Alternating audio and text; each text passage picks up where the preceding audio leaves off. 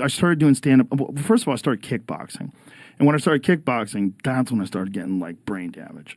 And I was realizing I was getting brain damage. Because we were sparring hard. Oh, for sure. Like, for real, you were. Yeah, legit. You're getting dinged up. And I was, like, laying in bed with headaches after sparring. And, and there was no money in it. And I was like, what am I doing? Like, I'm 21. What am I doing with my life? Like, I can't keep doing this. And I had already started doing open mics. So I had already started doing stand-up comedy, but I was kind of like just dabbling in it. And I thought I could do that too, but I still had these competition aspirations.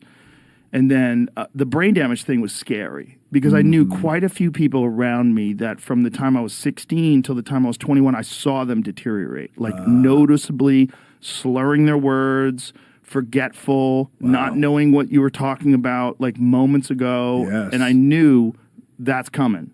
And I knew that was coming for me. And CTE back then wasn't in the conversation. Like, that wasn't in the lexicon, right? Brain damage was. People would talk about people being punch drunk. But I knew too many people that I saw it in them. I saw a deterioration from young people. I saw slurring in their words. And they would have like one drink of alcohol. And it would be like they were hammered. Because something happens when people are punch drunk. When they drink, they just fall apart. Yeah. And I saw that too. And I was like, okay, I got to stop doing this. Like, this is dangerous. Because we weren't sparring smart. We were going to war. Like, no headgear?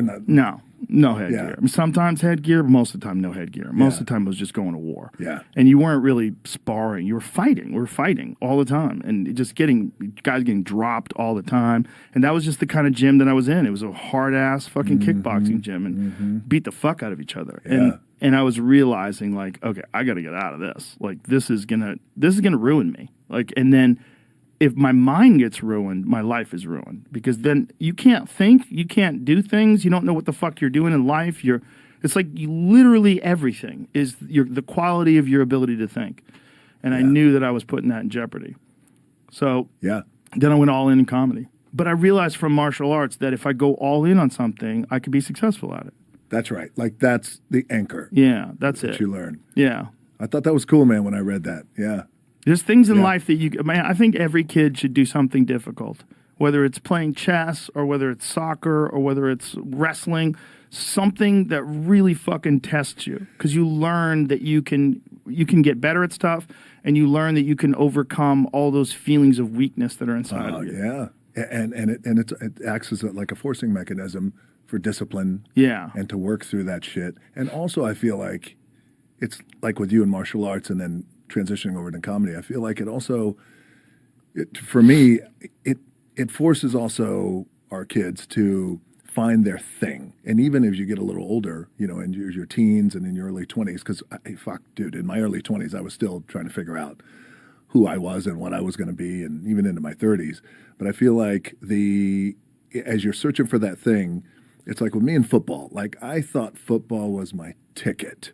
That was the thing that's going to allow me to, I'm going to buy my parents their first house. Right. Because I didn't live in a house until I was 27. I was WWE champion, was the first fucking house I lived amazing. in. It was amazing. So I thought football was a ticket. And then I realized down the road, like, I have to finish this chapter in my life because I don't have that skill set to go on. I could continue to push it and push it and push it, but no. But like I was saying, it forces kids to as well, and older kids as you get into adulthood, to find your thing. Right? Because a lot of times we're in the thing, we think it's the thing, and it's going to be our ticket out, but it's not. And if you can find one thing, you can find many things. Yeah, right. It's like the Miyamoto Musashi quote. Once you know the way broadly, you can see it in all things. There's some real wisdom in those words because there's something about finding a pursuit or a passion or something you truly love that's engaging and challenging, that is exciting for you, and it advances you as a person. And the lessons that you learn in pursuing that thing, you apply to everything in your life. Everything in life, man. Yeah. Everything in life.